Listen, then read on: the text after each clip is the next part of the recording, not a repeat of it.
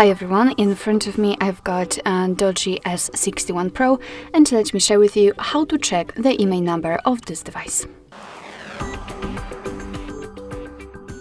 So let's start with the quickest way to check the IMEI numbers. Basically, all you have to do is to enter a secret code. So let's start with opening the phone or the dialer simply.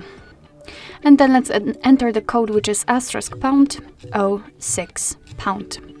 And as you can see, thanks to this code, we are provided with the IMEI number of this device. Let's tap on OK, and let me show you another way, which is a little bit different and maybe slightly longer, but it will be useful if for some reason the secret code won't work. So we can enter the settings, then let's scroll down to the very bottom to find About Phone, and now let's simply tap on the status. And as you can see right here, we've got the IMEI numbers for both SIM slots. Alright, so that'll be all. Thank you so much for watching. I hope that this video was helpful, and if it was, please hit the subscribe button and leave the thumbs up.